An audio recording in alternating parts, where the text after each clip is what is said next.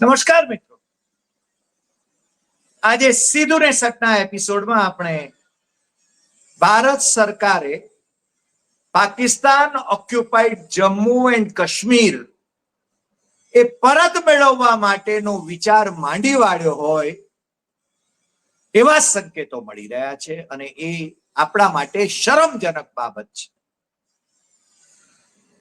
આ વાત અમને મનાય એમ નહોતી અને લોકસભાની 2024ની ચૂંટણીમાં ઉત્તર પ્રદેશના ભારતીય જનતા પાર્ટીના નેતા અને મુખ્યમંત્રી યોગી આદિત્યનાથ ઉછળીને કહેતા હતા અને બીજા પણ ભારતીય જનતા પાર્ટીના નેતાઓ ઉછળીને કહેતા હતા, બાંગ પોકારતા હતા. આમ બાંગ એ શબ્દ એમને કઠે એવો છે, પણ અમે એ શબ્દ જાણી જોઈને વાપરવા માંગીએ છીએ કે 6 જ મહિનામાં પીઓકે એટલે કે પાકિસ્તાન ઓક્યુપાઈડ જમ્મુ એન્ડ કાશ્મીર એ જો પરત મેળવવું હોય તો નરેન્દ્ર મોદીને ત્રીજી વખત વડાપ્રધાન બનાવવા જ પડે. આ એમના પ્રચારનો મુદ્દો હતો.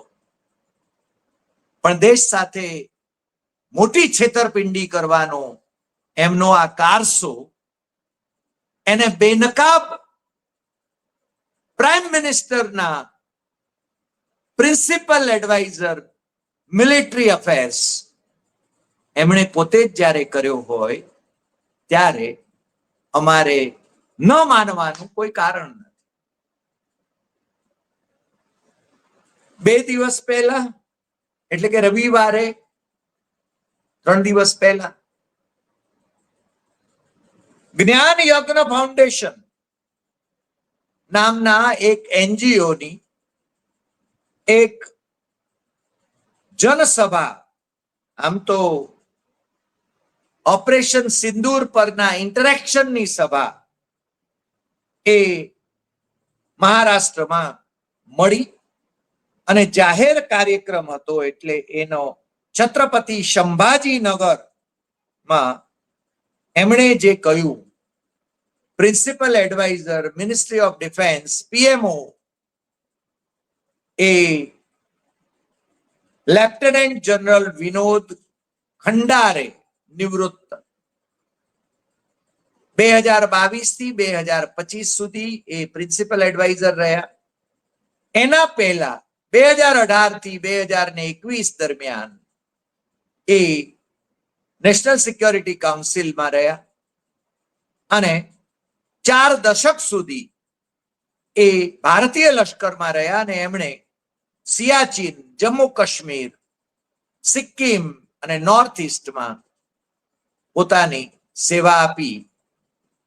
2015 થી 18 દરમિયાન એ ડાયરેક્ટર જનરલ ડિફેન્સ ઇન્ટેલિજન્સ વિંગમાં એ હતા. એટલે એમની પાસે માહિતીના પુંજ હતા.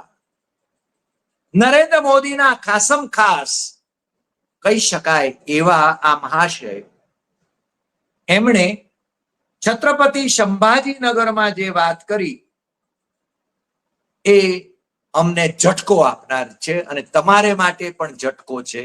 કારણ કે આ દેશના ગૃહમંત્રીએ લોકસભાની અંદર એમ કહ્યું હતું કે અમે પીઓકે લઈને રહેશું. એમને વિપક્ષે સવાલ પૂછ્યો કે ચાઇના ઓક્યુપાઈડ કાશ્મીરનું શું, એટલે એમણે કહી દીધું કે એ પણ લઈને રહેશું.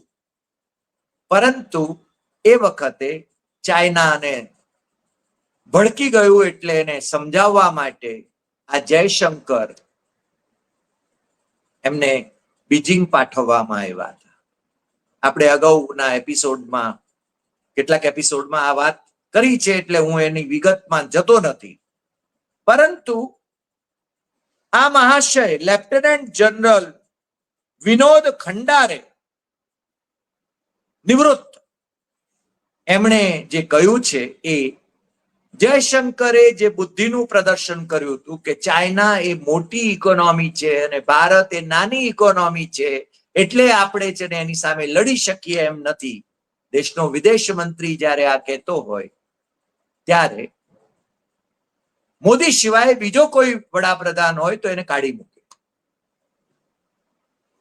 એને વિદેશ મંત્રી તરીકે કાઢી મૂકે.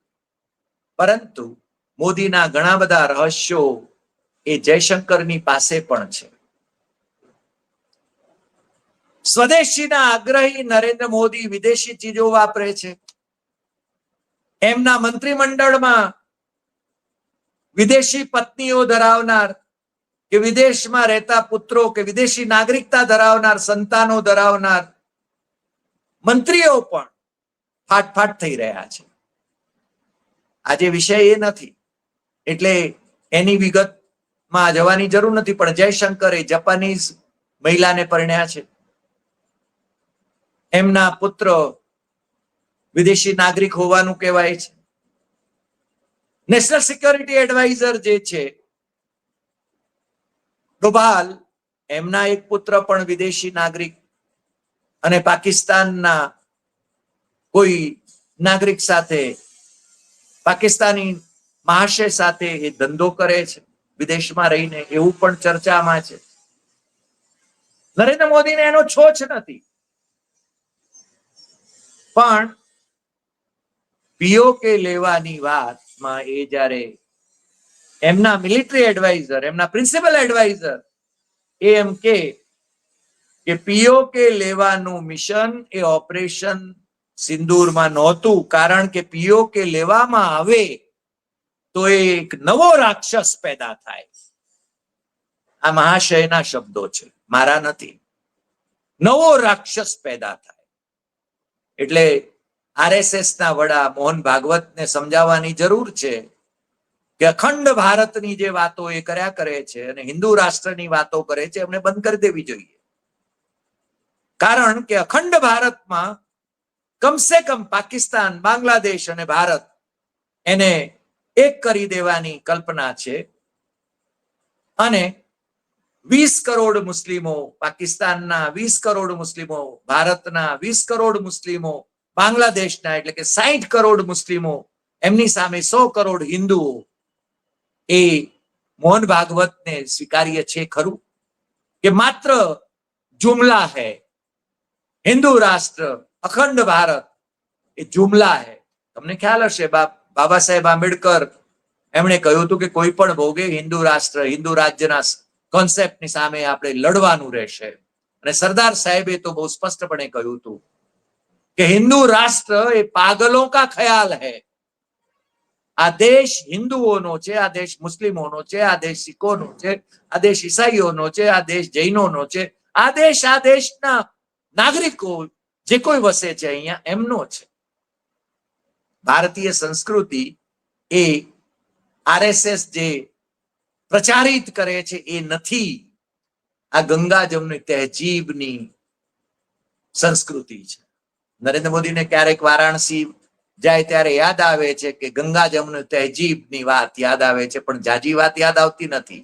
2024ની ચૂંટણીમાં તો એમણે હિન્દુ મુસ્લિમ કર્યું.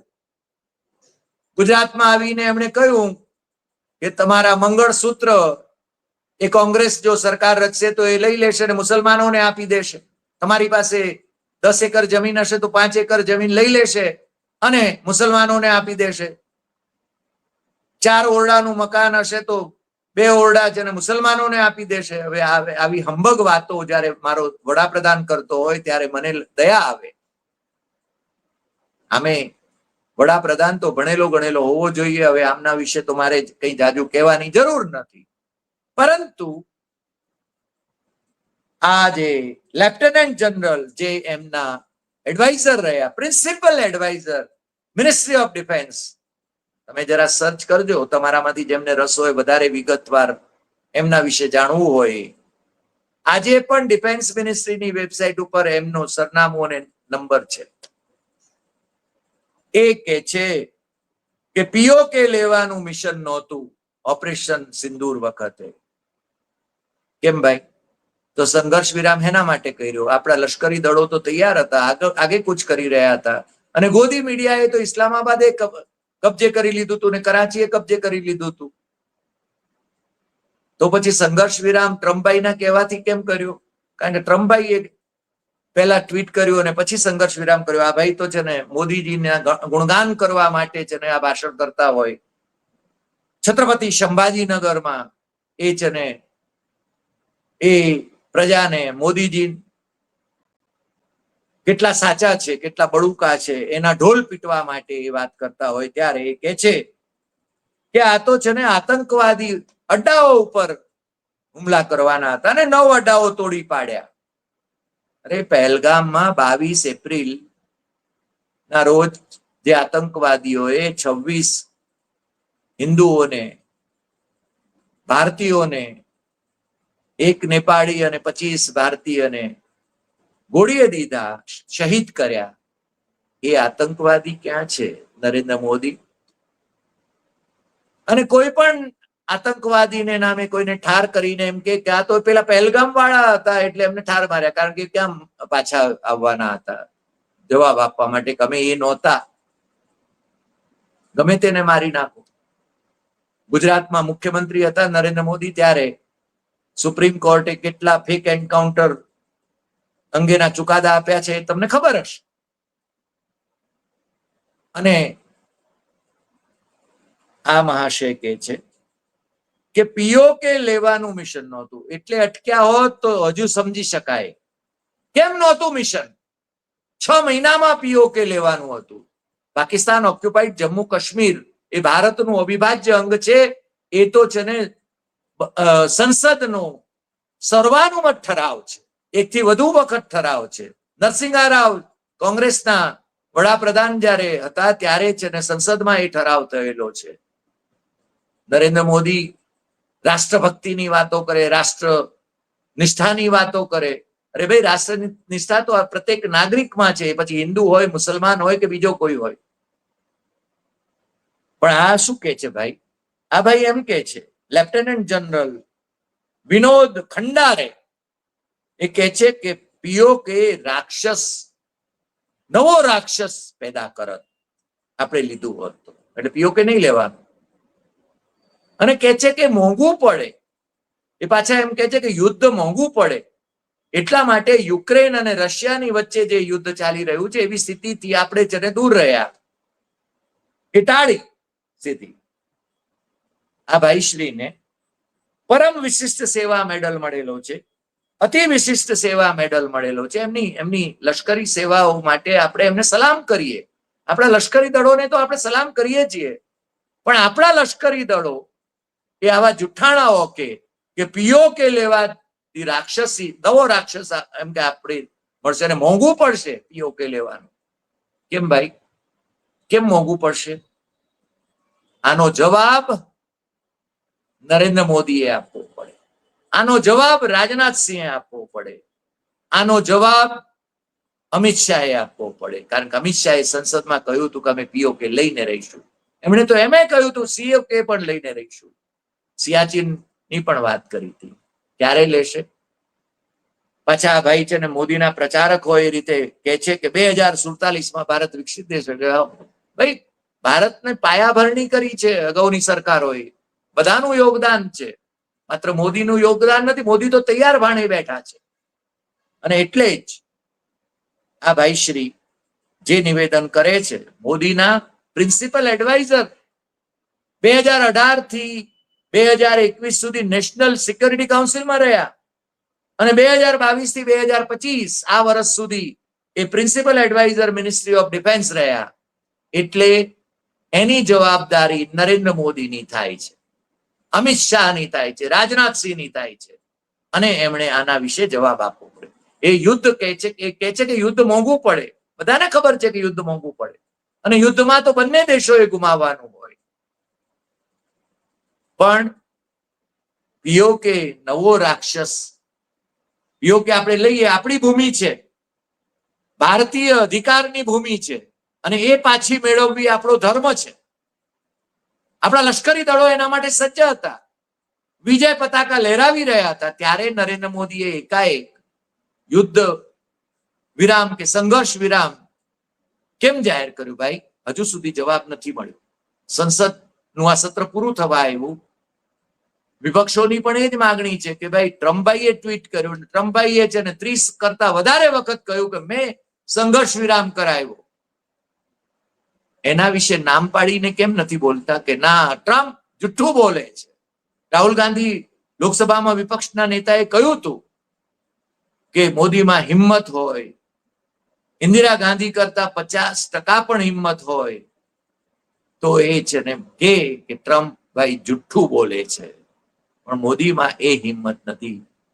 મોદીમાં આ એમના જ પ્રિન્સિપલ એડવાઇઝર જે કહી રહ્યા છે એને પણ કાઉન્ટર કરવા માટેની હિંમત છે કે નહીં. અને ભારતીય જનતા પાર્ટી વાળાઓ જ્યારે એમ કહેતા હોય, આ ભારતીય જનતા પાર્ટીને ઓફિશિયલ સ્ટેન્ડ કહેવું જોઈએ કે પીઓકે લેવાથી નવો રાક્ષસ પેદા થશે. કેમ ભાઈ? કઈ રીતે પેદા થાય? મારા દેશની ભૂમિ હું પાછી મેળવું, એમાં કયો નવો રાક્ષસ પેદા થાય છે? જવાબ આપવો પડશે ને. પ્રાઇમ મિનિસ્ટર મોદીએ જવાબ આપવો પડશે, હોમ મિનિસ્ટર અમિત શાહે જવાબ આપવો પડશે, ડિફેન્સ મિનિસ્ટર રાજનાથસિંહે જવાબ આપવો પડશે, નેશનલ સિક્યોરિટી એડવાઇઝર એ ડોભાલે જવાબ આપવો પડશે. પણ જવાબ આપવાની એમનામાં ત્રેવડ નથી. આજે આટલી વાત. ફરી મળીશું નવા એપિસોડમાં નવા વિષય સાથે. તમને જો આ એપિસોડ ગમે હોય તો સૌથી વધુ શેર કરશો, લાઈક કરશો, કમેન્ટ કરશો અને આ વાત બહુ ગંભીરતાથી લેશો કે પીઓકે પાછું મેળવવાથી નવો રાક્ષસ પેદા થશે એવું નરેન્દ્ર મોદીનો પ્રિન્સિપલ એડવાઇઝર કહે છે. નરેન્દ્ર મોદી ખુલાસો કરે. નમસ્કાર.